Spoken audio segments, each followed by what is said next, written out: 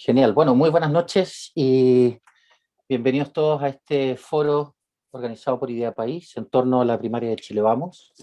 Vamos a analizar los programas económicos o algunas aristas de los programas económicos de los diversos presidenciables de Chile Vamos. Entonces vamos a discutir en parte los diagnósticos económicos y sociales, así como algunas propuestas económicas concretas de los comandos de las candidaturas a la primaria de Chile Vamos. Quería partir presentando, primero agradeciendo la participación de nuestros panelistas y presentarlos muy brevemente, ¿no? Por el lado del comando de Ignacio Briones tenemos a Sebastián Izquierdo, que es magíster en políticas públicas de la Universidad de Chile. Por el lado del comando de Mario Desbordes tenemos a Germán Vera, doctor en economía por la Universidad de Oxford. Por el lado del comando de Joaquín Lavín tenemos a Tomás Flores, que es magíster en economía de la Universidad de California. Y por el lado del comando de Sebastián Sichel tenemos a Guillermo Lefort, doctor en economía de UCLA.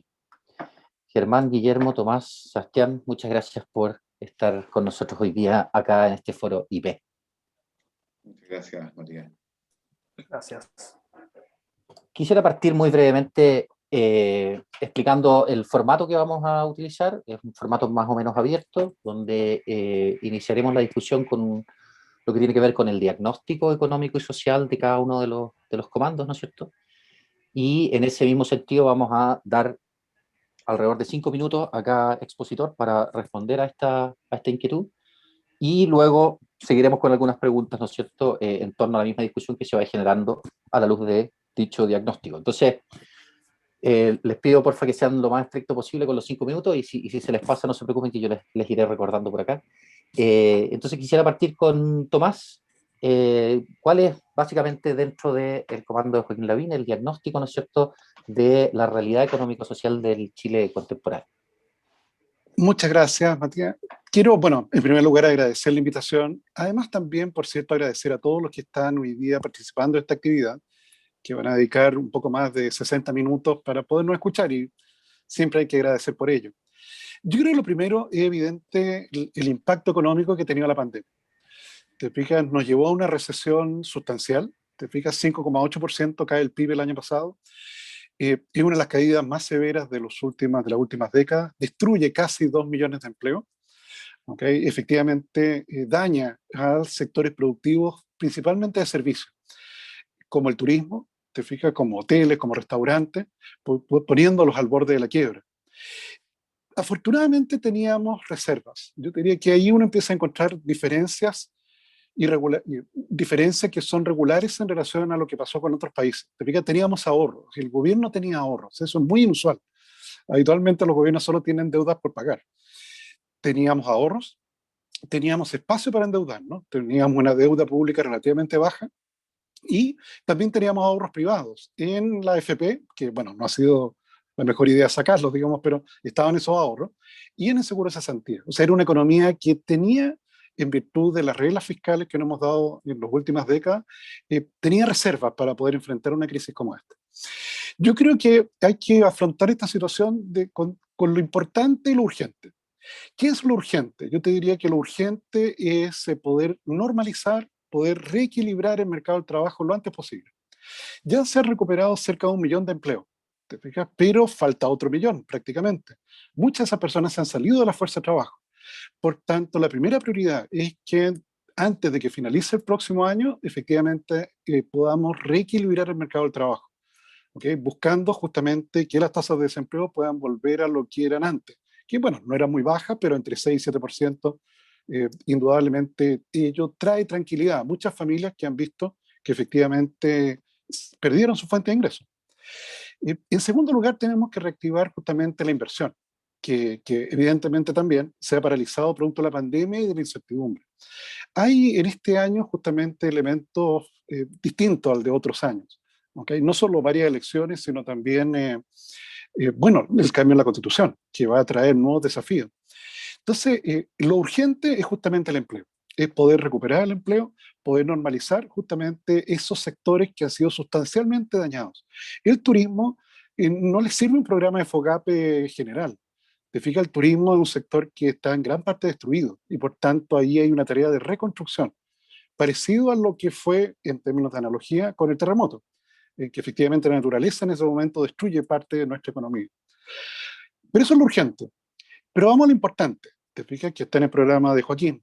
Él como alcalde indudablemente se ha dado cuenta de manera personal de la gran diferencia que existe a lo largo de Chile.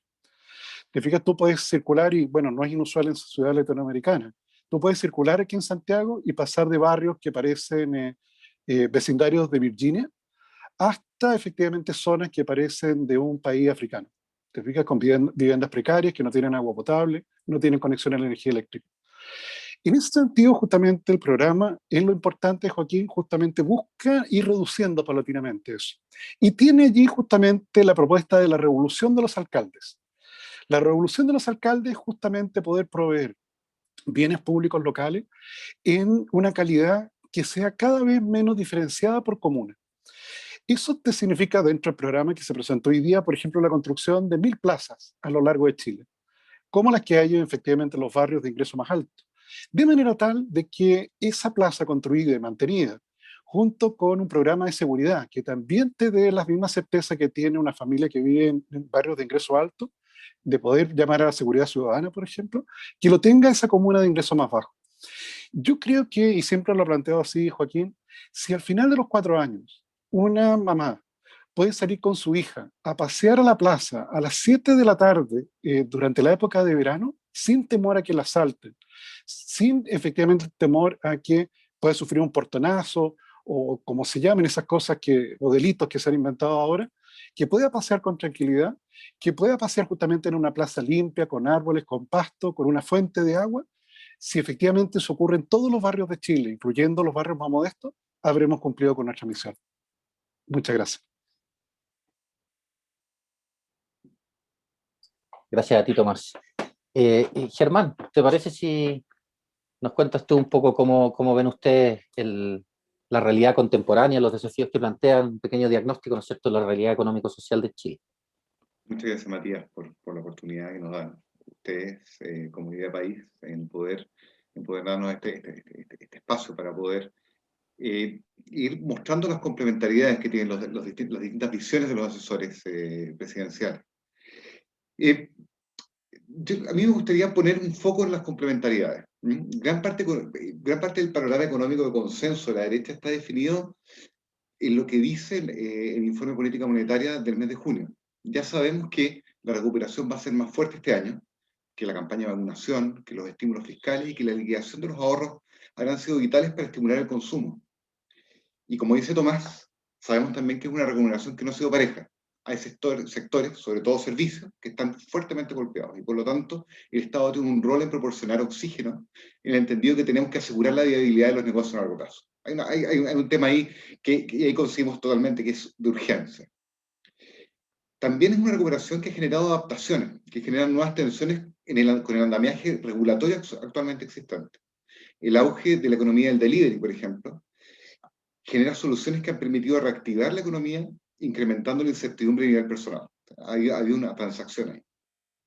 Volviendo al tema del informe de política monetaria, creemos que la incertidumbre política e institucional ha aumentado y que no está convenientemente representada en este informe. Creemos que las expectativas del Banco Central pueden ser las correctas, pero eso no nos indica que el aumento de la volatilidad y de la incertidumbre no vaya a afectar al país muy negativamente.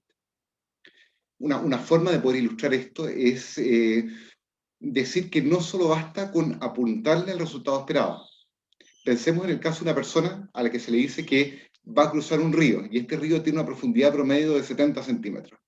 Sería temerario cruzarlo sin resguardos si se sabe que la profundidad puede variar. Y en este caso la profundidad puede variar y puede variar mucho.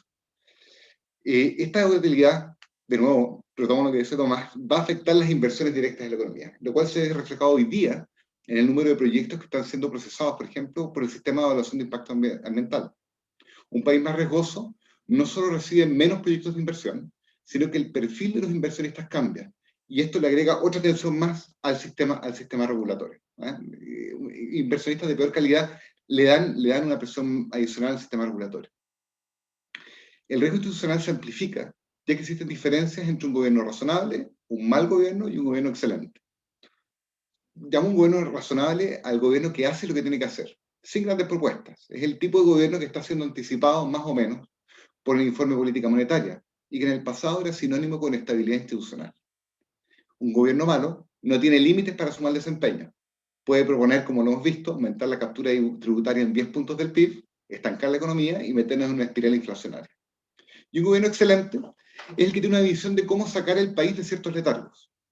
La diferencia en régimen de un gobierno excelente con un gobierno razonable, creemos, es más o menos de un 0,7, un 1% de crecimiento adicional. No parece mucho, pero implica que en un periodo presidencial aumentar ese 0,7, el 1%, puede aumentar una recaudación fiscal entre 1.500 a 2.000 millones de dólares. La mala noticia que tenemos es que el gobierno razonable, que hacer lo mismo de siempre, ya no da las mismas garantías de gobernabilidad. La crisis que tenemos, y el diagnóstico que tenemos, es que la crisis que tenemos hoy día es política y de legitimidad, porque el horizonte se estrecha. O tenemos gobiernos malos, o tenemos gobiernos con visión. Y estamos, estamos frente a eso. Y en eso yo veo que la visión de la candidatura de Mario Desbordes se basa en buscar esa legitimidad en la cual el sistema está cojeando mediante una acción política, que busque vincular al Estado efectivamente con su territorio y de paso genera agregación de capital, capital que está mal conectado, ¿eh? Y eso es una forma de generar crecimiento, que vincula al Estado con la sociedad civil, promoviendo una subsidiariedad positiva en la cual el Estado fomenta las distintas unidades de asociación y con eso uno protege el capital social. Y que busca coordinar la acción del Estado con los mercados, siendo un protector frente a los abusos, entregando predictibilidad en el funcionamiento de los mercados y buscando generar prosperidad a través de un enfoque pro mercados y no pro negocios, ofreciendo así las condiciones necesarias para el emprendimiento individual, para emprendimientos individuales. Porque nos interesa que ese emprendimiento individual pueda florecer. Creemos así que el escenario económico de consenso puede estar aceptado, pero no está tomando en cuenta esta volatilidad, esta incertidumbre general, esta incertidumbre gigante que tenemos al frente. Y creemos que la candidatura de Mario Desbordes ofrece un curso de acción que se transformará en un gobierno con visión. Permite, por una parte, generar las condiciones sociales que faculten una recuperación económica sostenible en el largo plazo. Y busca equilibrar la tensión centrífuga de las libertades individuales y la separación de poderes que es con natural en una democracia liberal, con la presencia del Estado en un rol que junta, a través de la promoción de la sociedad civil, de mercados con reglas claras, y los cuales se premia la confianza, y por último, la integración del pueblo con su territorio. Quería terminar sumándome a lo que dice Tomás, en los temas, en la diferenciación entre temas urgentes e importantes. Coincido plenamente, el empleo es el gran tema, es el gran tema y el gran tema de urgencia. Y todo lo que planteamos, o toda la conversación va a ir más o menos vinculada a cómo podemos salir y de cómo podemos sacar a flote esos temas más urgentes y preocupándonos al mismo tiempo de los temas importantes de largo plazo. Eso, Matías. Muchas gracias. Genial, muchas gracias, Germán. Sebastián, ¿nos quieres contar un poco cómo ven ustedes desde el comando de Ignacio Briones la pregunta que nos convoca ahora inicialmente, ¿no es cierto? El diagnóstico de en qué estamos económica y socialmente en Chile y cuáles son los principales desafíos que enfrentamos. Bueno, agradecer primero que todo a Idea País, saludar a Guillermo, Germán, Tomás y por supuesto a ti, Matías, y a todos los que nos acompañan hoy día. La pregunta es bien ambiciosa para resolverla en 5 minutos. A mi juicio no es fácil hacer un diagnóstico bien acabado, pero yo creo que algunas pistas nos dan los sucesos del 18 de octubre, que están agravadas lógicamente por la pandemia, que nos viene azotando ya desde inicio del año 2020, y por lo tanto nos ha llevado a tener desafíos que van más allá de lo económico, sino que también sociales, institucionales, y inmersos también en una desconfianza muy grande de la política. Y yo creo que eso no se puede desacoplar para tener un buen diagnóstico económico. Pero también estamos en un proceso constituyente, no exentos de riesgo, que a mi juicio nos ha permitido avanzar a una solución de esta crisis, aunque seguimos teniendo problemas internos en nuestra sociedad de vínculo, de representatividad y también una crisis institucional. Entonces, y es más, yo creo que las elecciones del presente año tampoco pueden obviar, los partidos tradicionales han salido muy fuerte perjudicados y nuestro sector con mayor fuerza. Y por lo tanto yo creo que en este momento estamos en un punto de inflexión y en consecuencia creo yo que hay una oportunidad inédita en nuestro país para poder plantear un nuevo comienzo. Debemos, a mi juicio, procurar justamente que la actividad económica sea un desarrollo inclusivo, respetuoso con el patrimonio ecológico, cultural. En resumen, necesitamos una nueva ruta de mantener justamente lo que hemos hecho bien, corregir las cosas que sabemos que hemos hecho mal, pero sobre todo atreverse a hacer lo que nunca hemos hecho. Y a mi juicio yo creo que tenemos que buscar aquellas políticas públicas capaces de romper el statu quo y por supuesto los intereses preestablecidos. Es un nuevo comienzo. Y la próxima administración, el próximo candidato presidencial, no deberá, va a tener que trazar los lineamientos no de los próximos 4 años, sino de las próximas décadas. Y yo creo que eso es muy relevante de poder comprender y de esa manera tener un programa capaz de estar a la altura.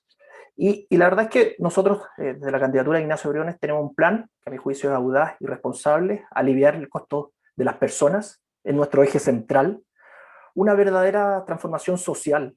Estamos con fisuras de la pandemia en salud, en educación, necesitamos una ciudad más justa, un solo Chile. A mi juicio, mientras tengamos en realidad ciudadanos de primera y segunda categoría, aquella anhelada libertad va a ser una ilusión. Y por supuesto, un desarrollo sustentable e inclusivo, pero mirando al futuro, el siglo XXI. Yo creo que urge revitalizar este nuevo comienzo y enmendarnos hacia esos desafíos que nos pone el siglo XXI. Y por lo tanto, el crecimiento económico es un eje fundamental. Y este crecimiento no está garantizado. La verdad es que necesitamos buenas políticas públicas en los próximos años. Para asegurar ese crecimiento alto, necesitamos aumentar la competitividad, la productividad, incorporar a aquellos que están fuera del mercado laboral, pero también hacernos cargo de un proceso de descentralización que llegue de Arica a Punta Arenas. Y por lo tanto, ¿cuáles van a ser las prioridades que están manifestadas en los lineamientos programáticos de Ignacio Briones? Primero, y ahí creo que tenemos coincidencia entre todos, es recuperar el empleo. Hoy día hay casi 1 millón de personas que están sin empleo. Y por eso nosotros tenemos una batería de instrumentos que justamente apuntan para ello. Pero también necesitamos a aquellos emprendedores que nos permitan crecer, prosperar. Tenemos que ayudar a esas pymes para que crezcan y sean aún más robustas. Tenemos que tener un desarrollo regional y justamente hacernos cargo del turismo que sabemos que ha sido fuertemente golpeado.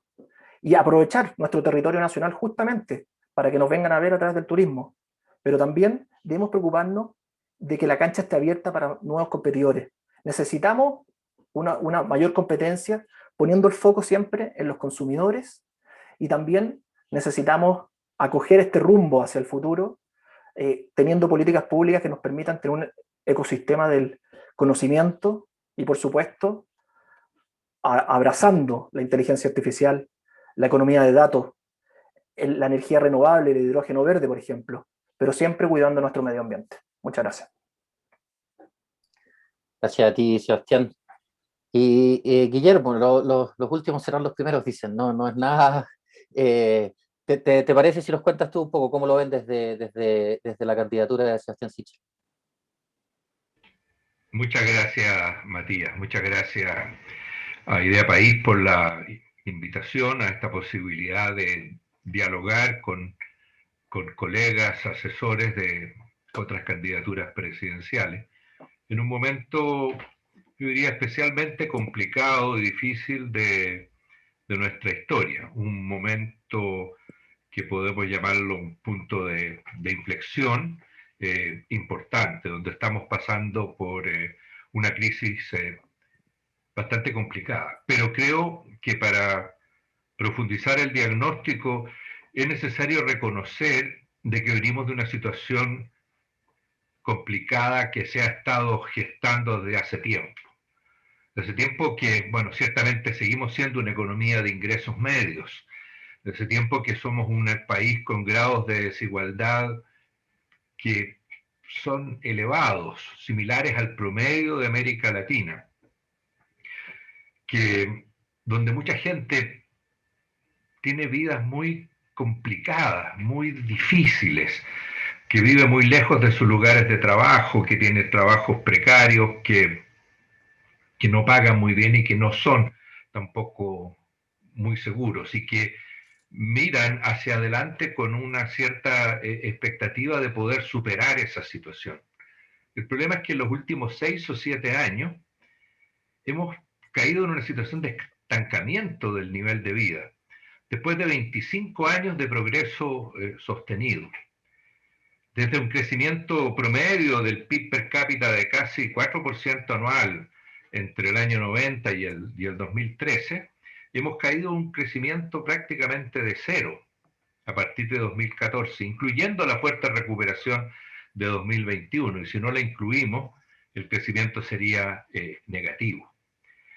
Todo esto ha frustrado las expectativas de progreso y exacerbado los temores de las familias de retroceder a la pobreza, de seguir viviendo en una situación de amplia desigualdad, lo que ha sido ciertamente agravado por la pandemia y todos sus devastadores efectos, y además complicado por la incapacidad de la clase política de dar respuesta a problemas que se arrastran por años, como el de la previsión, por ejemplo, como el de la educación, etc. El impulso actual de recuperación es fuerte, porque se han gastado enormes cantidades de recursos públicos y también privados para impulsarla, ampliando el consumo muy fuertemente. Así todo, a pesar de la enorme cantidad de recursos que se ha gastado, comparable o superior incluso al de muchos países desarrollados, queda casi 1 millón de empleos por recuperarse, que han sido perdidos en la pandemia, y la tarea hacia adelante se ve difícil. Incluso si se logran superar las restricciones impuestas por la pandemia, los estímulos monetarios y las abundantes transferencias fiscales se van a tener que ir retirando, y el impulso que han entregado esto y los retiros de los fondos de pensiones se va a ir agotando. Eso y el porfiado desempleo van a frenar el extraordinario dinamismo que hoy tiene el consumo, que no es para siempre, y que está impulsando esta fuerte recuperación de 2021. Y eso difícilmente va a poder ser compensado por una mayor inversión privada, dada la incertidumbre sobre la nueva constitución, el fuerte conflicto político que venimos enfrentando desde fines de 2019, etc. El país está en un trance histórico: o retomar el camino al desarrollo inclusivo bajo un liderazgo responsable, o caer en las promesas vacías de un populismo simplista que va a prolongar el estancamiento del nivel de vida y el deterioro de nuestra convivencia. Mientras no despejemos esta incógnita, va a ser difícil recuperar tasas de crecimiento más altas. Solo el primer camino genera las condiciones habilitantes para el emprendimiento, la innovación y la inversión. Desde la candidatura de Sebastián Sichel, vemos el problema que estas elecciones presidenciales terminan siendo tremendamente importantes. Y más allá de las medidas y sus detalles, lo esencial es lograr que las personas, que las empresas, recuperen la confianza en Chile y su futuro, y que lleguemos a un acuerdo político amplio, un liderazgo moderno y responsable que logre impulsar una recuperación económica y social sostenido. El hilo conductor del programa es simple: unir a Chile en torno a un proyecto común que permita recuperar la confianza en el futuro, de que vamos a construir un país en que todos tengan la oportunidad de prosperar y tener la garantía de una vida digna. Creo que después podemos hablar de los detalles del cómo, pero esto, a mi juicio, resume nuestra posición en términos de diagnóstico. Perfecto. Muchas gracias, Guillermo. Y gracias tanto a Guillermo como a Germán, Sebastián y Tomás por lo ajustado bien al tiempo que han estado hasta ahora las respuestas, así podemos aprovechar mucho mejor el espacio que tenemos. Quisiera llevarlos ahora hacia dos ámbitos distintos, ¿no? Primero, un ámbito un poquito más de economía política, un poco más abstracto, si ustedes quieren, y segundo, algo súper concreto ya de propuestas específicas. Respecto a lo primero, que no es algo de diagnóstico, sino que es más bien algo de un desafío que me parece a mí que vamos a enfrentar en materia económica hacia adelante, es el siguiente. Hace unos 10 años, ¿no es cierto?, en Chile habían dos grandes consensos en materia económica, ¿no? Primero, una cierta un cierto acuerdo en torno a la idea de fallas de mercado y fallas del Estado, ¿no es cierto?, como criterio para determinar en qué áreas de la vida social podíamos, ¿no es cierto?, esperar un buen funcionamiento de los mecanismos de mercado versus un buen funcionamiento, ¿no es cierto?, de algunas iniciativas gubernamentales. Eso por un lado. Y por otro, eso en materia ya de política, si ustedes quieren, provisión de bienes públicos, etcétera. En materia de política social en particular, había un consenso amplio entre economistas en Chile respecto de la disyuntiva que hoy se plantea entre focalización del gasto y universalidad del mismo. Ese consenso parece haberse deteriorado un poco, al menos entre los economistas, pero sobre todo a nivel político. Estos dos consensos, pueden haber muchas razones, ¿no?, para entender por qué se han ido, ¿no es cierto?, erosionando un poco. Pero una razón de fondo de varios analistas, ¿no es cierto?, tiene que ver con el rol de los expertos en la discusión pública y en particular el rol del economista en la discusión pública. Entonces quería preguntarles cómo ven ustedes desde el punto de vista de los desafíos de las propuestas que van a hacer los distintos candidatos, qué habilidad especial o qué tipo qué modo de explicar, ¿no es cierto?, las distintas iniciativas de los comandos debieran tenerse a la vista si es que creemos que es cierto que ha habido una cierta erosión del rol del economista en la esfera pública. Partamos contigo, Guillermo, esta vez. Me parece que tu micro... Ahí sí. Es una pregunta complicada. Yo creo que el rol del economista se ha deteriorado en la discusión social y política, y somos asesores, digamos, no somos los que tomamos decisiones. Pero creo que en el tiempo la importancia de los problemas económicos, de los desequilibrios económicos, de las situaciones financieras complicadas, se fueron reduciendo. Y somos víctimas tal vez de un poco de precisamente de ese éxito. Hoy día los problemas más acuciantes son problemas sociales, son problemas tal vez de detalle en el diseño de las políticas públicas, de cómo llegar a la gente que uno tiene que llegar para solucionar el problema. Son detalles microeconómicos de cómo organizamos la educación. Ya no es un problema de que no tenemos suficientes colegios para albergar a todos los niños de Chile. Eso ya logró ser superado. Ahora son cuestiones de calidad, son cuestiones también de mayor complejidad que exigen la presencia también de otros profesionales trabajando junto con los economistas. Tenemos que entrar en diálogo, y yo creo firmemente en la necesidad de un diálogo fecundo, de un diálogo entre profesionales de distintas áreas en que cada uno aporta sus propias especialidades y capacidades. Sí, tengo el temor de que de repente, al quedar un poquito rebajado el rol e importancia de los economistas, podemos caer en un simplismo que nos lleve a cometer muchos errores, como por ejemplo creer que las restricciones de recursos no existen, como por ejemplo creer que el equilibrio intertemporal no importa y que te puedes gastar todo lo que tienes de un solo zócate y que nunca lo vas a notar.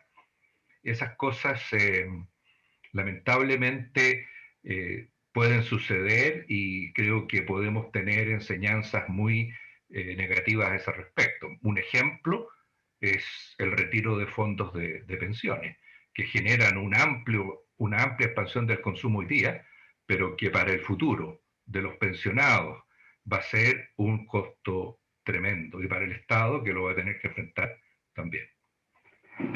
Sí, eso es muy cierto. Sebastián, ¿tú tiendes a estar de acuerdo respecto del papel del economista y si acaso ha sido horadado, ¿no es cierto?, en la última década?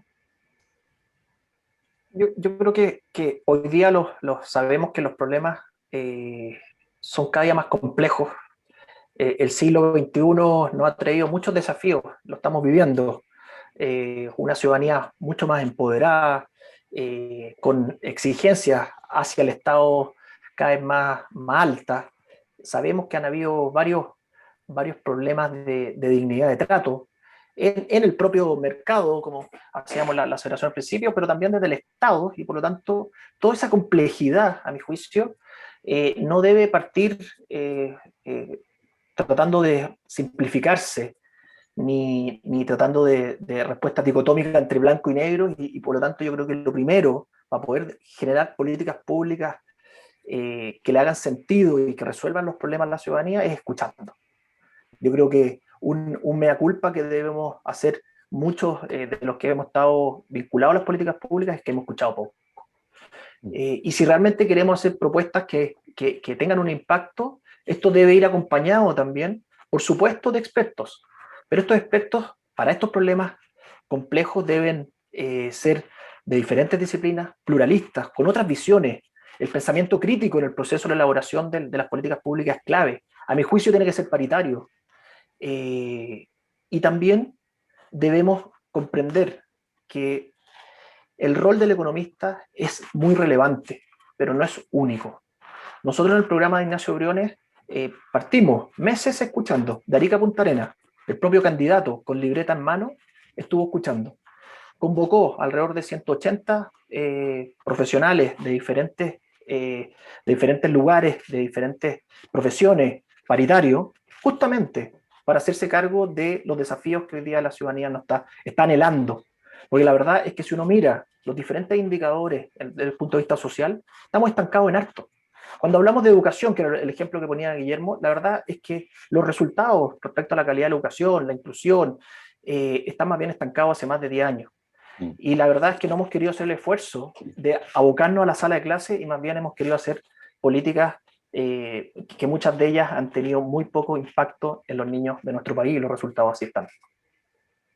Sí, gracias a ti. Tomás, ¿cómo lo ves tú? A veces es ingrato el rol del economista en la medida en que los trade-offs o el reconocimiento de la imposibilidad, ¿no es cierto?, de alcanzar todo tipo de políticas al mismo tiempo es ingrato recordar eso y habrá un modo de plantearlo que al mismo tiempo empatice, ¿no es cierto?, con las necesidades urgentes y reales de gran parte de la ciudadanía. Sin duda que es ingrato, Matías, porque efectivamente la primera clase de economía uno parte diciendo que las necesidades son infinitas, los recursos son escasos. Por tanto, hay que definir qué vamos a producir, cómo lo vamos a producir y cómo lo vamos a distribuir. ¿Te fijas? Y ahí entramos inmediatamente a los sistemas económicos que tratan de dar respuesta a ello. ¿Te fijas? Tratando de maximizar el bienestar de la sociedad. Pero la escasez está presente. Somos siempre los que levantamos la mano diciendo, oye, pero espérate, ¿y cuánto va a costar esto? ¿Y hay un uso mejor, alternativo? Y claro, eso durante mucho tiempo indudablemente era parte de la discusión de toda política pública. Pero indudablemente tenemos dos fenómenos. Yo te diría el primer fenómeno es lo que se denomina la tiranía de los expertos. Te fijas, ha surgido un movimiento que habla de que cómo es posible de que la tasa de interés de política monetaria la fijen 5 expertos. ¿Por qué tiene que ocurrir eso si eso podría venir de un colectivo? ¿Te fijas? En el cual esa asamblea, por así decirlo, pudiese decidir la tasa de interés. Es un poco extraño, ¿te fijas? Porque bajo esa teoría de la tiranía de los expertos, como que si yo me siento mal, no tengo que ir al doctor necesariamente, tengo que preguntar a la oficina cuál es el mejor tratamiento. Y eso se une a este movimiento de la tiranía de los expertos, el pensamiento mágico. ¿Te fijas? Ese pensamiento mágico que a veces nos invade, que a veces tratamos de llamar al ascensor y apretamos varias veces el botón, creyendo que con eso el ascensor va a llegar más rápido. Ese es pensamiento mágico. Muy inocente en ese caso, pero ya no es tan inocente cuando un candidato dice que va a subir 10 puntos del PIB la carga tributaria y nada va a cambiar. Que efectivamente se pueden repartir el 30% de las utilidades de todas las empresas de Chile entre los trabajadores y eso no va a cambiar nada. Que la demanda por trabajo va a quedar igual, la oferta de trabajo va a quedar igual, que la digitalización o robotización no se va a acelerar. Eso es pensamiento mágico, ¿te fijas? Eso es no solo ya estar en contra de los expertos, sino que creer cosas solo por la voluntad, al final. ¿Te fijas? Entonces, están esos dos fenómenos de por medio. Ahora, yo creo que sin duda hemos ido fallando en términos de no haber detectado a tiempo problemas en relación a la evaluación de políticas públicas. ¿Te fijas? Productividad. Todos los proyectos de ley, todas las mociones parlamentarias deberían tener un informe de productividad. No hecho por el tipo que propone la idea, porque siempre va a encontrar que es estupenda. Tiene que hacerlo una agencia independiente. Hoy día tenemos una comisión de productividad, pero está dentro del Ministerio de Economía. Hay que sacarla de ahí al sistema como el sistema australiano, que esté afuera, y que también haga análisis ex post de las políticas públicas. ¿Te fijas? ¿Se cumplió con lo que se buscaba? ¿Okay? Entonces, eso deberíamos tenerlo ya hace mucho tiempo. En su momento, José Antonio Guzmán, presidente de una AFP en su momento, alertó sobre las pensiones bajas. Alertó que efectivamente la tasa de cotización no era tal vez la adecuada ya para la esperanza de vida. Y no hicimos nada. Te fijas, ni el regulador, ni la industria, ni los expertos, efectivamente hicimos nada. Y sin duda, la tercera, para terminar, sin duda el registro social de hogares se quedó chico para el desafío que ha enfrentado. Te fijas, hoy día una persona pide en su celular, pide una hamburguesa y llega en 25 minutos. Tú te inscribes en el registro social de hogares y se pueden demorar un mes en responderte en qué parte de la distribución quedaste. El ciudadano no entiende eso. Si la hamburguesa me llegó de inmediato, ¿por qué el gobierno se demora un mes en responderme mi solicitud? Muchas gracias. Gracias a ti, Tomás. Germán, ¿cómo lo ven ustedes desde la candidatura de Mario Desbordes? El papel del economista, su relación con otras disciplinas y el modo de transmitir de una manera realista pero amigable, ¿no es cierto?, la insoportable realidad de la escasez. Muchas gracias. Yo tenía una idea de lo que iba a decir, pero las cosas que han dicho acá son tan interesantes que voy a ir complementando lo que han dicho. Yo quería partir con una viñeta, que es como media noventera. En el Chile de los 90, se reían un poco la gente de derecha porque decían, el argumento típico decía, soy conservador en lo social y liberal en lo económico. Era como pero esa especie como de argumento que se decía, refleja una realidad sobre el hombre que es muy interesante. Al someter al hombre a los vaivenes del mercado, él necesita un ancla que está dada por la sociedad, o que está dada por un espacio que está protegido del mercado. Y esto no es nuevo. O sea, esto está en el centro del Das Adam Smith Frage, de esta idea que Adam Smith está separado en dos almas, esta alma del mercado, de la riqueza de las naciones, y esta alma en la cual él busca no solamente ser un actor eficiente en el mercado, pero sino que busca ser querible. Y aterrizo esto al tema chileno. ¿Qué pasa? ¿Qué pasa con que los economistas pasaron de ser como la voz que pontificaba a estar siendo cuestionados permanentemente? Yo creo, y esto es una aproximación personal, tiene que ver con que las fallas de mercado y las fallas de Estado no son estáticas. Cuando el mercado opera en un marco social que faculta lo que nosotros podemos hacer creíblemente. Y la revolución económica de los últimos 30 años ha seguido un camino que ha ido erosionando cierto capital social. En el Chile premoderno tenía muchos defectos. No hay que romantizarlo, pero la relación del hombre con el mercado estaba mediada por una multiplicidad de asociaciones, por las parroquias, por el club de Rayuela, estaba mediada por el Club Radical, estaba mediada por una infinidad de asociaciones. Esas asociaciones han ido erosionando su capacidad de poder mediar al hombre con el mercado, y eso ha hecho que las personas demanden más y se vean más expuestas a las políticas públicas en bruto. Y por lo tanto, por eso mismo, las políticas públicas hechas por economistas le pegan al hombre de un modo distinto. Le pegan al hombre de un modo mucho más duro. Keynes tenía anotado acá que los economistas tenían que ser como Gaffit, tenían que ser en la medida de lo posible casi relevantes, tenían que resolver problemas de gasto macroeconómico, pero resulta que la realidad nos muestra otra cosa. Los hombres vivimos en una sociedad y en la medida que estamos más expuestos, porque estamos más vinculados con el mercado día a día, esa vinculación tiene que tomar aspectos de las otras ciencias sociales. Y ahí viene la bajada a la candidatura de Mario Desbordes o las candidaturas de la derecha. Las políticas públicas que tenemos que pensar tienen que tomar al hombre en su conjunto. Lo que decía Tomás sobre las plazas, es que vamos a hacer, ¿cuántas son? ¿10.000? Vamos a hacer 10.000 plazas, fantástico. ¿Cómo afecta eso a la relación que tenemos con la ciudad? ¿Cómo transformamos esas plazas en lugares de encuentro, en los cuales no solamente se permite que haya un momento de esparcimiento, sino que también se permite interacción, se permite la generación de un capital social?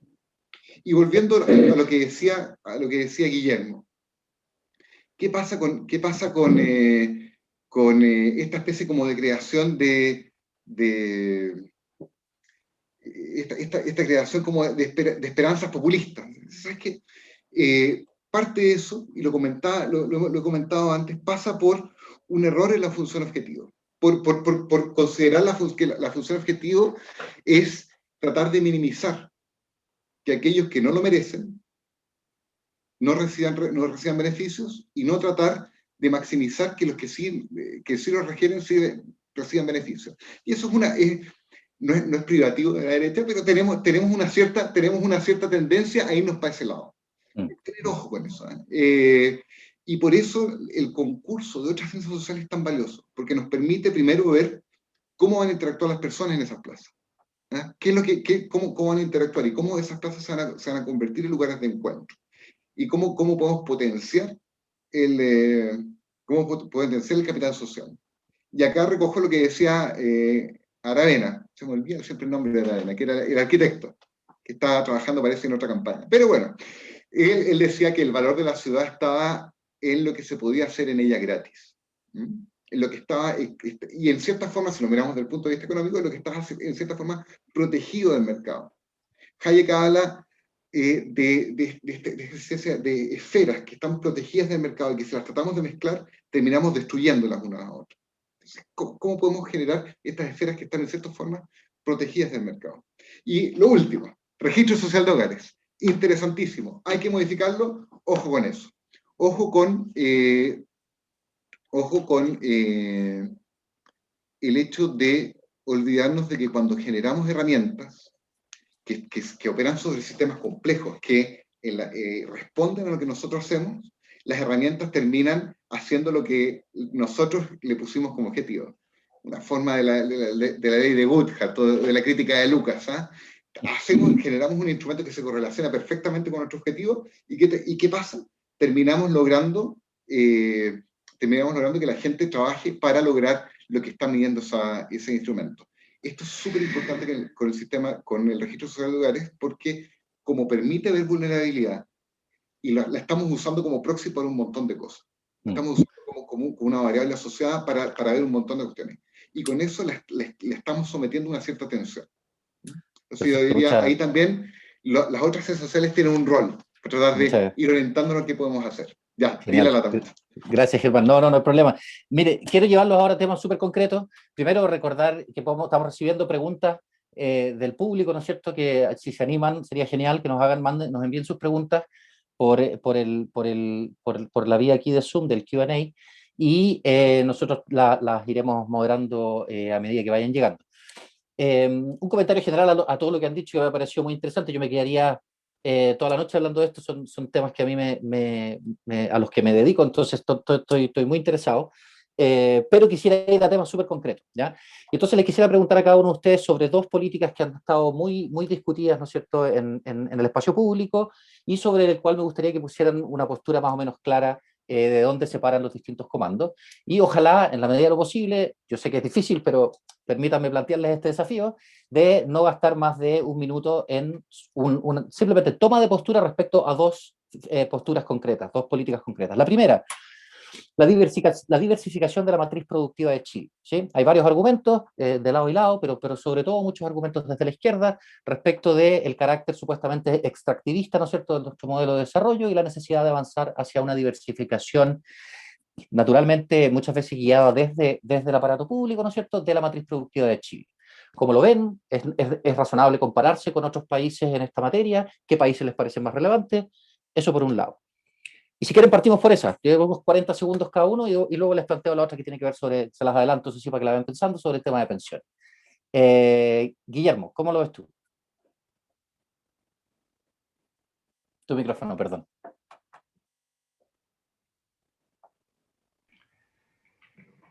Bueno, nuestra matriz productiva y de exportaciones es mucho más amplia hoy día que lo fue en el pasado, hace 30 años, o como queramos definirlo, y más amplia aún que antes. Así que yo creo que hemos estado avanzando en esa línea y que es necesario profundizarlo. Y que eso se profundiza a través de tener los recursos adecuados para poder desarrollar otras actividades. Tenemos que tener trabajo especializado, tecnología, conocimiento, capital, de inversión, para poder producir eficientemente, esto es, a costos competitivos, otro tipo de productos. De lo contrario, si lo vamos a basar únicamente en la acción del Estado, corremos el gran riesgo de terminar exportando subsidios, incluidos en los bienes que estamos produciendo a un costo mayor que lo que lo vendemos. El Estado tiene una labor en ayudar a desarrollar esos recursos, lo que es distinto a meterse directamente en actividades productivas. Muchas gracias. Sebastián, ¿cómo lo ves tú? Diversificación de la matriz productiva de Chile. Bueno, yo les comentaba que justamente si queríamos este desarrollo inclusivo y sustentable con esa mirada de futuro, el rol de los recursos naturales tiene juega, a mi juicio, de manera crucial. Porque si realmente queremos tener mayor presencia tecnológica, no podemos olvidar que el sector primario de nosotros, de nuestro país, constituye justamente sectores como que están ligados a los recursos naturales, las forestales, la minería, y por lo tanto, si queremos fortalecer, tenemos que avanzar justamente en entregarle mayor sustentabilidad, inyectar mayor complejidad a nuestra economía. Debemos apalancarnos justamente en esas ventajas comparativas que hoy tenemos.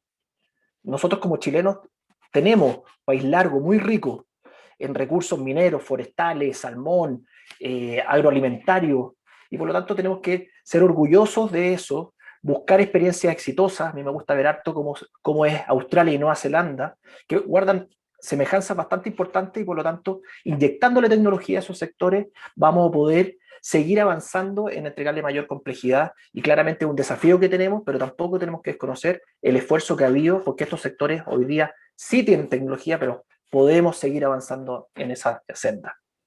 Muchas gracias. Tomás, ¿cómo lo ves tú? Existe efectivamente en esta discusión siempre el deseo de que la cadena productiva o la cadena de valor se mueva en una dirección. Te fijas, te dicen producimos cobre, deberíamos ser alambrón. Producimos litio, deberíamos ser batería. Pero bueno, estamos un poquito lejos de los mercados de destino de esos productos. Y por tanto es interesante el ejemplo de Australia, porque ellos, en lugar de moverse en la cadena de valor hacia adelante, se van hacia atrás. Te fijas, un país minero en términos de que vamos a seguir produciendo minerales, pero podemos irnos a ser efectivamente eficientes en la producción de tecnología. Tecnología, tanto los software mineros como la maquinaria o los mecanismos de explotación.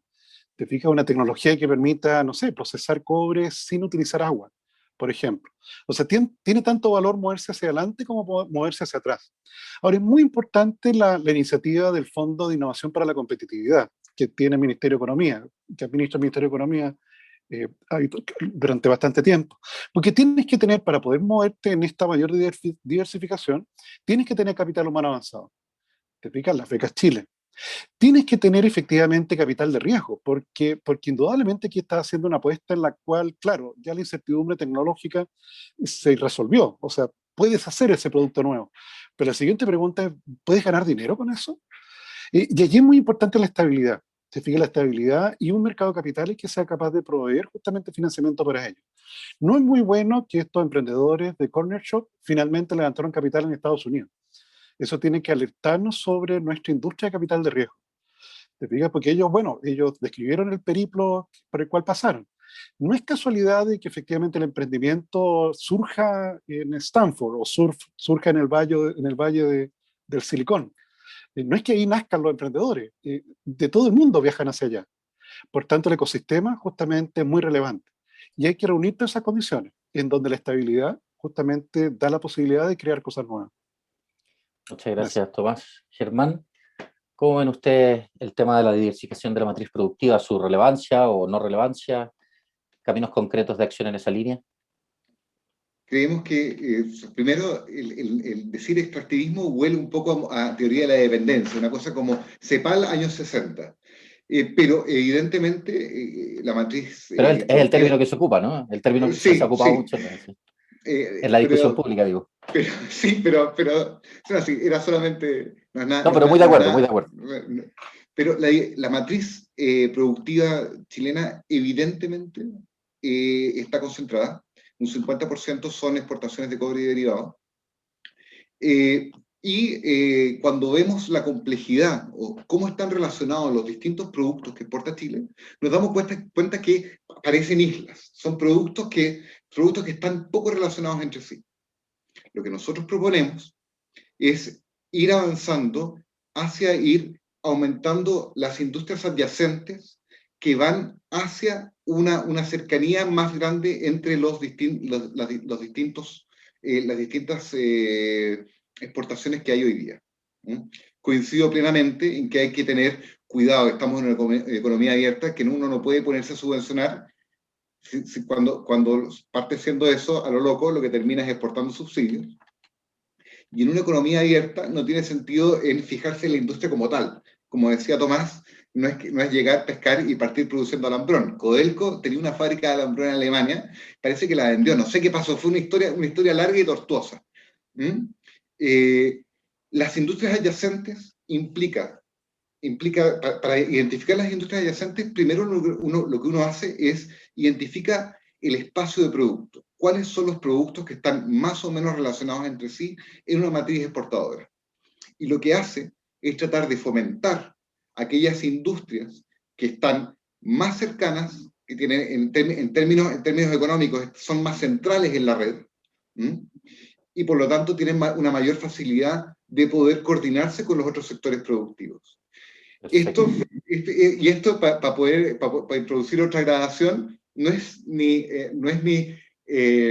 integrarse hacia abajo, no es integrarse hacia arriba, es integrarse hacia el lado. Con esto ya tendríamos todos los movimientos como un tango, estamos integrando para todos lados, pero para nosotros lo que creemos es ir integrándose adyacentemente. ¿Cómo vamos produciendo, cómo vamos fomentando aquellos sectores productivos que son cercanos a lo que hoy día hacemos y que están orientados a ser más cercanos a las otras cosas que estamos produciendo hoy día? Genial, genial, gracias Germán. Los quiero llevar ahora a otro tema bastante concreto. Sabemos que el sistema de pensiones está contra las cuerdas por varias razones, por razones estructurales, como que se venían discutiendo hace mucho tiempo, desde la Comisión Bravo, pero que políticamente lamentablemente estaba muy trabado todo eso, y hoy día sobre todo con una presión muy fuerte de liquidez, ¿no es cierto?, y de disminución de fondos de muchas personas, muchas de las cuales han quedado prácticamente sin ningún saldo en sus cuentas. Más que hablar de la conveniencia o no de los retiros, que, en fin, algo ya se ha dejado ver sobre lo que algunos de ustedes opinan sobre esto, quisiera saber qué tienen en la cabeza los distintos comandos respecto de la reforma al sistema de pensiones, cuáles las principales líneas de acción que ustedes ven como posibles, deseables, ¿no es cierto?, en términos políticos, pero también de algún modo factibles políticamente hablando también. De nuevo, tenemos dos o tres preguntas que vienen llegando del público, entonces quisiera de nuevo, muy brevemente, para tomar posición, ¿no es cierto?, sobre el tema, 45 segundos, 1 minuto máximo, por favor. Partamos esta vez con Sebastián. Gracias, Matías. Sí, efectivamente acá tenemos diferencias profundas de quienes apoyaron vaciar las cuentas versus que otros no. Pero lo que nos debería unir es justamente hacernos cargo cuál es el desafío de poder tener mejores pensiones. Y la mochila está cada día más difícil. Nosotros tenemos una propuesta bien concreta, con un diagnóstico muy claro. Las pensiones son indignas hoy día. Sabemos que el ahorro individual es fundamental para tener buenas pensiones, pero también sabemos que tenemos déficit importante en el mundo laboral. 1 de cada 3 personas hoy día es una persona que no tiene un contrato de trabajo y por lo tanto no cotizaría. Entonces, queremos ampliar la base Y ahí nosotros proponemos ahorrar mediante con el consumo y de esa manera poder apoyarnos a tener mejores pensiones, pero también sabemos que eso podría tener cierta regresividad y nos hacemos cargo de ello con una propuesta bastante innovadora que la venimos trabajando desde hace harto tiempo atrás. También sabemos que el Estado tiene que hacer un esfuerzo y por lo tanto queremos que todos los ciudadanos, hombres, mujeres, puedan recibir mensualmente una capitalización solidaria y de esa manera llegar en el futuro con mayores ahorros, no solamente por las cotizaciones del producto del trabajo, sino que también por un apoyo solidario, producto de rentas nacionales. Pero también abrimos la mirada y sabemos que la capitalización no solamente debe estar en el mercado financiero. ¿Por qué no también para la compra de una vivienda? Si sabemos que justamente es una manera también de ahorrar. Algunos pueden, otros no. ¿Por qué no abrimos esa oportunidad? Y por último, ¿cómo nos hacemos cargo de las personas hoy, de las personas que se van a jubilar hoy y no van a tener estos beneficios que yo les estoy contando? Una transferencia universal que permita que hoy día todos los jubilados puedan tener una pensión en torno a los 260.000 pesos y de esa manera tener mayor cohesión social también. Pero también tenemos que hacernos cargo de la industria y por lo tanto nosotros también creemos que ahí hay que hacer propuestas bien audaces. Nosotros proponemos licitar todo el stock de los afiliados a aquella institución que dé la comisión más baja y de esa manera nosotros nos preocupemos por buscar mayor rentabilidad. Y por supuesto es importante hacer ciertas adecuaciones también en el ahorro voluntario y en la renta vitalicia, pero no me quiero extender más todavía. Gracias, Sebastián. Si entiendo bien, el tema de la licitación en una única cartera implica la centralización de la administración y tratarla como algo independiente de la misma gestión de los fondos. Bueno, uno se hace la pregunta, ¿por qué las propias AFP son las que tienen que estar hoy día recaudando los recursos cuando sabemos que el Servicio de Puesto Interno tiene la información y lo podría hacer? E incluso, si es que nuestro empleador no es capaz de hacer de pagar, ¿por qué no cobrárselos en los futuros impuestos? Y de esa manera sea el Estado que se haga cargo de esa recaudación. Pero también sabemos que hoy día las personas no se cambian de AFP buscando cierta rentabilidad o menores comisiones. Eso muestra la evidencia y por lo tanto, ¿por qué no mejor aprovechar la economía de escala, hacer una gran licitación y de esa manera poder bajar considerablemente las comisiones y eso al final de cuentas se traduce en mejores pensiones? Eso es un buen punto. Aquí me va a meter un poco más, ¿no es cierto? En Idea País nosotros hicimos hace un tiempo una propuesta de contribuciones colectivas definidas y que creemos que es una alternativa razonable, ¿no es cierto?, a la situación en la que nos encontramos. Pero independiente de eso, me gustaría distinguir muy bien, ¿no es cierto?, las economías de escala en la administración de los fondos versus las economías de escala propias de la gestión de los fondos, ¿no? Y un argumento típico para mantener cierta concentración en el mercado FP es que las economías de escala serían grandes en el mercado de la administración de los fondos, no así tanto en el mercado de la gestión misma, ¿no? ¿Cómo lo ven ustedes, Tomás? Si quieres comentar a lo que yo mencioné o si quieres simplemente mencionar con toda libertad lo que ustedes tienen en mente para mejorar las pensiones en Chile. No, sin duda, porque claro, licitar la cartera completa, por lo que yo entendí, te puede llevar a que efectivamente una AFP se queda con todos y todo el resto de las AFP se quedan sin nadie. Entonces, claro, ojo ahí, cuidado ahí, porque claro, puede quizás porque hoy día se lleva a los que entran, se licita a los que entran. Tal vez uno pudiese ir licitando cohortes de generación por generación, pero claro, esto no es como adjudicarse una concesión de obra pública, porque está todo en el papel, el proyecto, y que se gana la licitación es que trae los fierros y el cemento. Acá tenemos empresas operando, entonces, claro, yo creo que hay que precisar un poquito más esa licitación. Ahora, yo creo que quiero agregar el elemento de que vamos a tener que tratar de hacer un esfuerzo por ir reconstituyendo los fondos. Te fijas, tenemos hoy día millones de chilenos que no tienen ni un centavo en su cuenta de ahorro. Los que son jóvenes tienen vida para ello. Te fijas, la gracia de ser joven. Uno puede cometer errores y además tiene tiempo para ahorrar. Pero efectivamente los que están más cerca de jubilar no tienen ese tiempo y ya cometieron ese error. Entonces, de ese punto de vista es que uno podría crear incentivos para que la persona efectivamente empiece a reconstituir su fondo, en donde el incentivo contiene una contraparte en la cual también efectivamente el Estado lo complementa. Pero tiene que haber un esfuerzo personal. ¿Okay?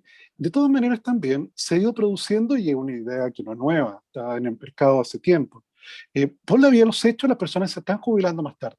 los hombres se jubilan a los 67 años, las mujeres efectivamente también 2 años después de la edad de jubilación de ellas. Entonces, paulatinamente, yo sé que ese tema no es muy glamoroso, pero por la vía de los hechos eso está empezando a ocurrir. ¿Cómo generar incentivos?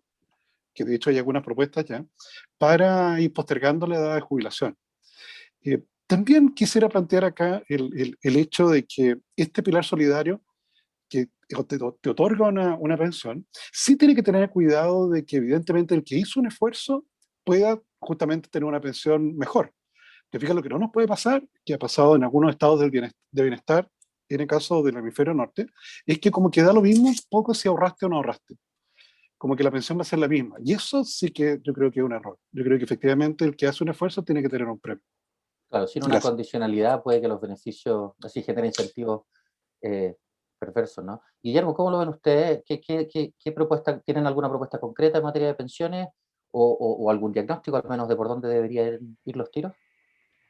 Sí, desde luego, y hay una propuesta concreta, pero que está sujeta siempre a discusión y a perfeccionamiento. Te lo dije anteriormente, no creemos en que la solución aquí esté en detalles muy inteligentes, digamos, sino que en enfocar bien los problemas con soluciones que pueden tener apoyo general o por lo menos amplio. Aumentar las pensiones es absolutamente necesario, indispensable y hay que hacerlo pronto. Esto que se ha postergado demasiado tiempo, hay que hacer reformas para eso.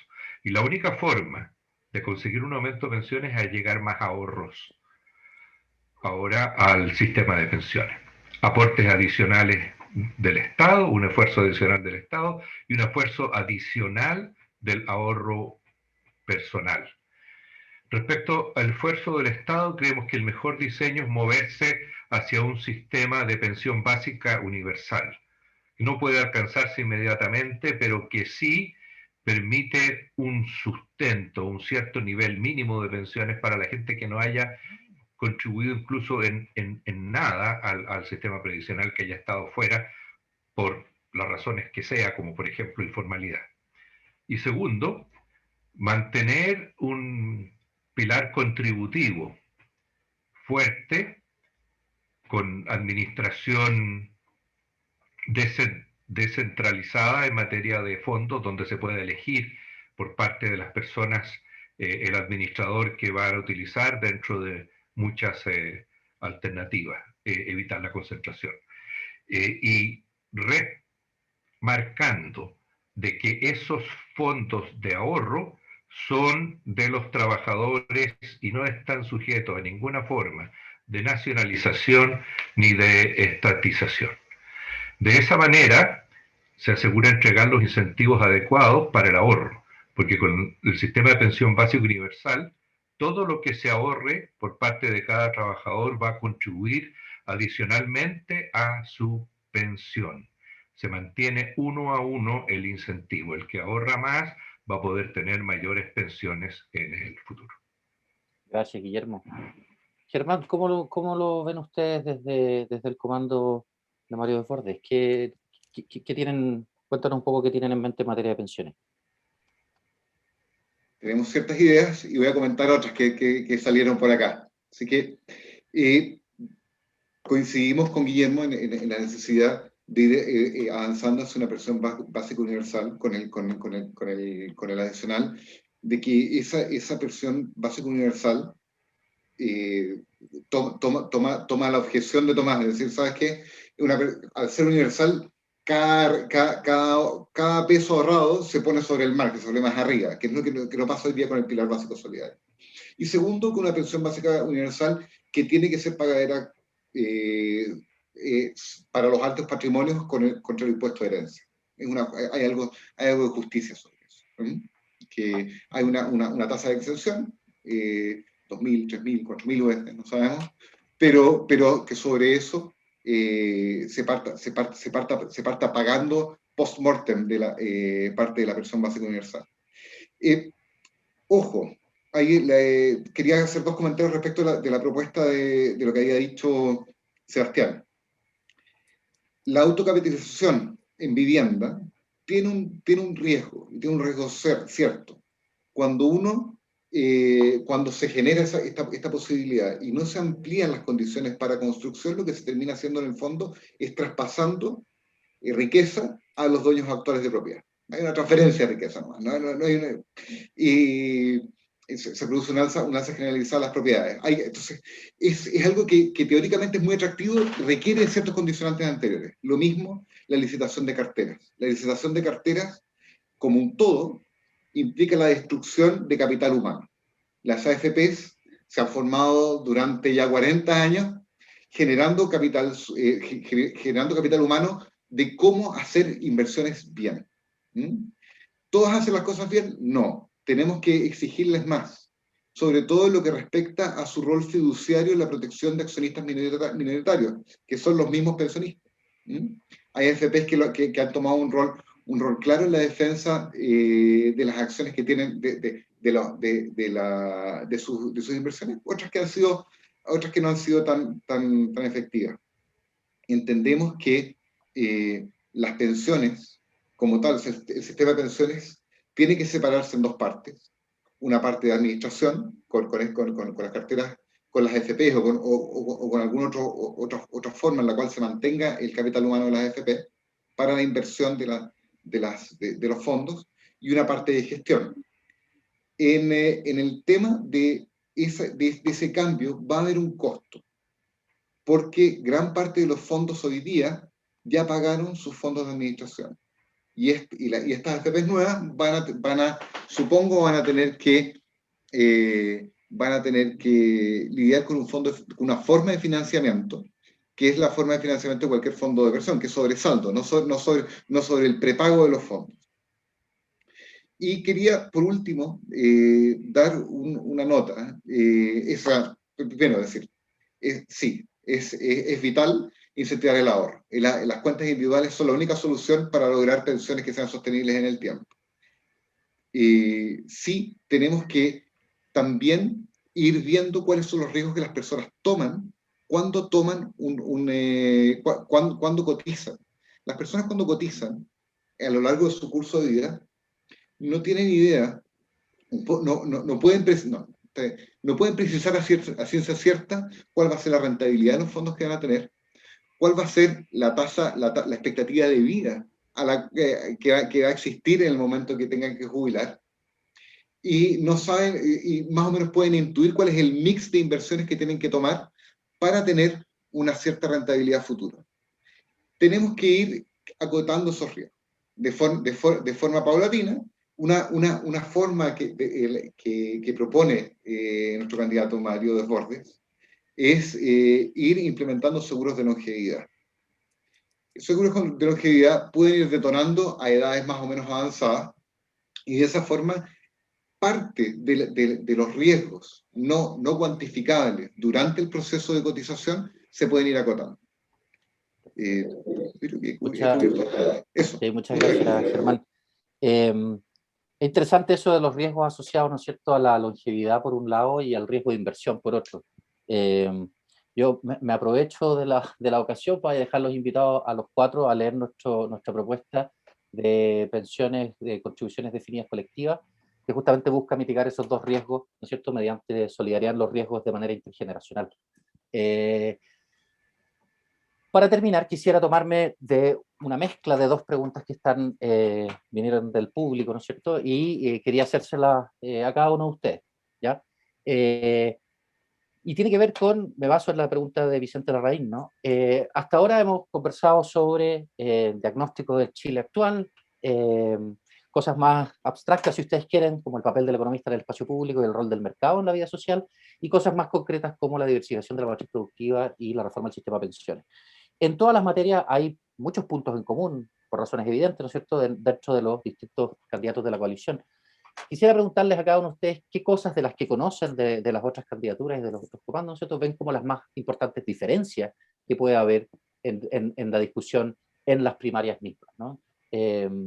Partiendo esta vez por Guillermo, si te parece bien. Bien, la verdad es que yo creo que lo que nos diferencia es un asunto de acentos. Nosotros venimos del centro político, venimos de fuera de esta coalición, somos políticamente independientes y traemos, si queremos hacer una contribución de ideas más acorde con esa extracción.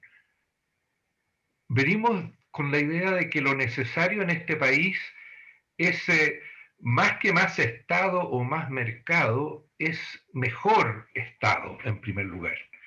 Un Estado que pueda responder mejor a los problemas de la gente, que sea más efectivo y eficiente y que tenga que rendir cuenta del trato que le da ese Estado a la gente, a sus clientes, a quienes debe servir. Creo que ese es una cosa para nosotros muy importante y muy central. Segundo, queremos un mejor mercado que permita ampliar la base económica a través de la libertad de emprendimiento, la innovación, la creación de oportunidades para gente que ha estado carente de ellas. Buscar incluir o incorporar a todos en un proyecto común de desarrollo.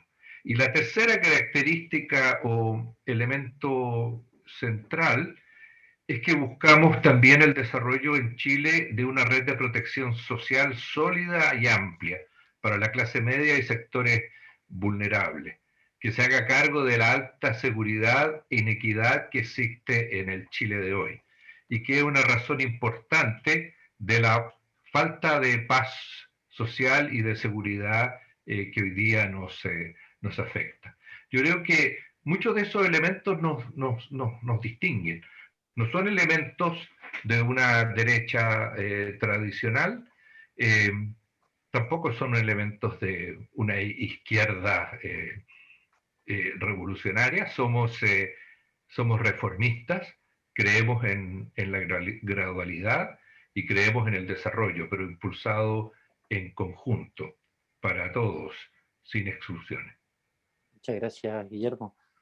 Tomás, ¿cómo lo ves tú? ¿Qué diferencias más importantes, más profundas puedes ver con las demás candidaturas? Desde el comando de Joaquín Lavín. Sí, yo creo que una diferencia que, bueno, no hemos podido conversar sobre ella en esta oportunidad es el rol de los impuestos en la convergencia fiscal. Indudablemente esta ley de presupuesto 2022 va a ser crucial en esta materia. Te fijas, si la convergencia fiscal se inicia con esa ley de presupuesto, indudablemente el escenario es muy distinto a que si nos encontramos el próximo año con que el IFE, por ejemplo, se perpetúa. Te fijas, eso cambia todo el programa macro, todo el programa fiscal. Y de ese punto de vista, como no es fácil saber qué déficit estructural vamos a enfrentar a principios de la próxima administración, no es fácil saber los requerimientos que vamos a tener. Por eso a mí me llama la atención cuando algunos candidatos dicen de partida, para iniciar su discurso en esta materia, dicen yo voy a subir los impuestos en 3 puntos del PIB. Bueno, ¿para qué decir ese señor que quiere subirlo en 10 puntos del PIB? Entonces allí yo me pregunto, ¿cómo sabes eso?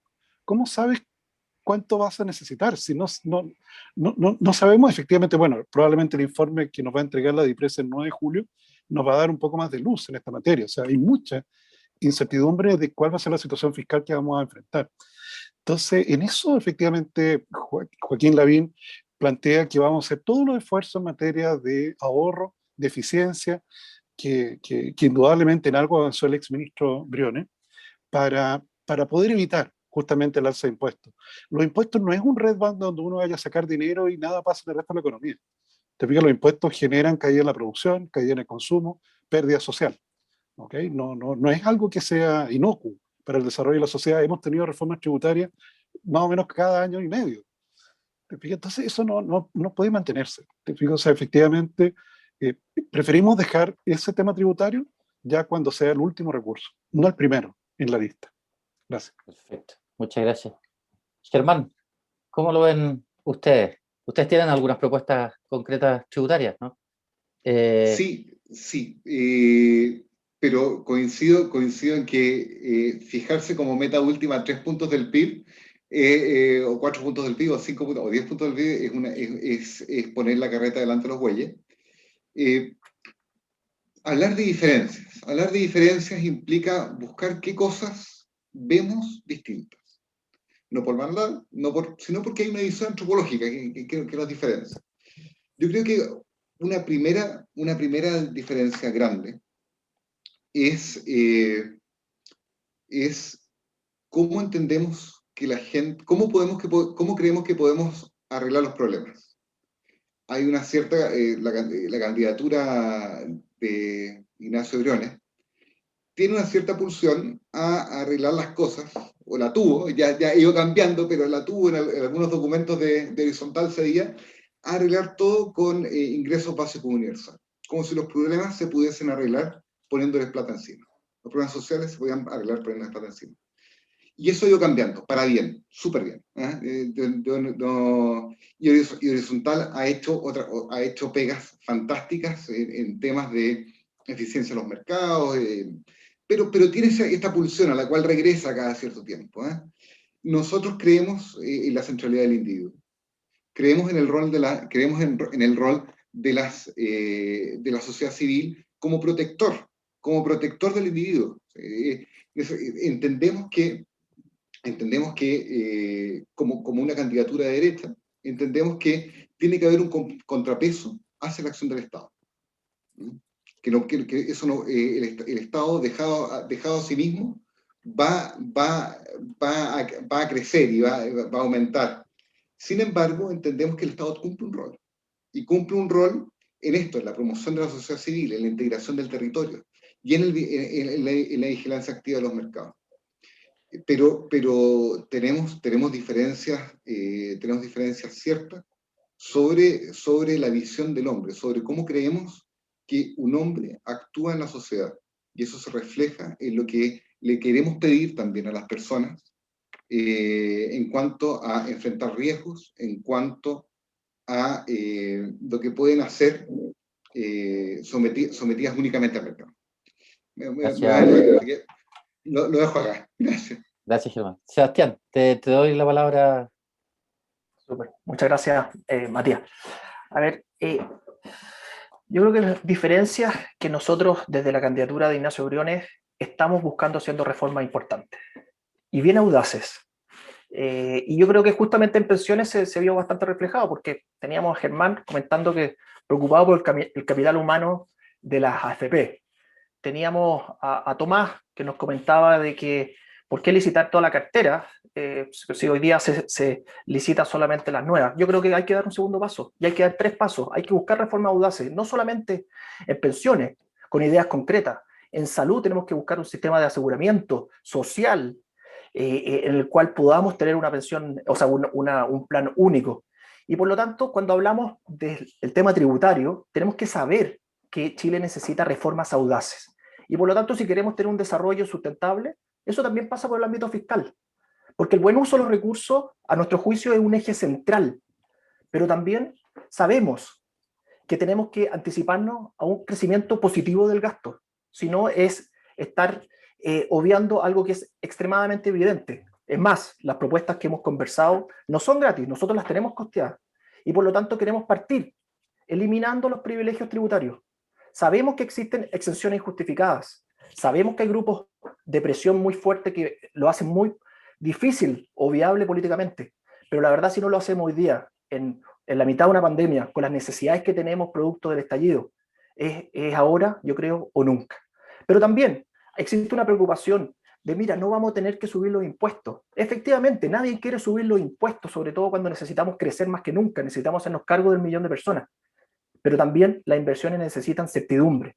Y es por eso que nosotros proponemos hacer un pacto tributario de mediano plazo, pero con un consejo económico y social, con actores donde el Estado, los trabajadores, los empresarios, la sociedad civil, nos pongamos de acuerdo y no tengamos estas reformas tributarias cada año y medio que al final de cuentas atentan contra la inversión y justamente contra la prioridad que tenemos todos nosotros. Todos en este debate hemos hablado, la prioridad es el empleo, el 1.000.000 de personas que no tienen dónde tener el sustento de su hogar. Y por eso nosotros creemos que la certidumbre de la inversión es fundamental, pero también los cambios audaces en todo ámbito de cosas. No podemos olvidar las reformas que hoy día los chilenos nos están pidiendo. Y bienvenido, si es que hay que cambiar el sistema de pensiones, el sistema de salud, porque justamente tenemos que avanzar hacia un futuro más próspero y libre para todos.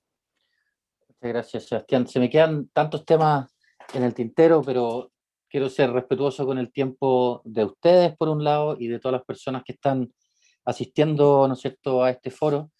Pero se me quedan fuera cosas de automatización del trabajo, de descentralización fiscal, pero será para otra ocasión, ojalá. La Idea País siempre los va a dar la bienvenida y para conversar sobre los desafíos que se nos plantean. Germán, Tomás, Guillermo, Sebastián, muchísimas gracias por estar con nosotros. A toda la gente que nos está viendo, también muchísimas gracias por su paciencia. A nombre de Idea País, gracias nuevamente a todos, que tengan muy buenas noches. Sebastián, Luego, Guillermo, gracias. Tomás, Muchas gracias. Matías, muchas gracias. Muchas gracias. Saludos a todos. Hasta luego. Hasta luego.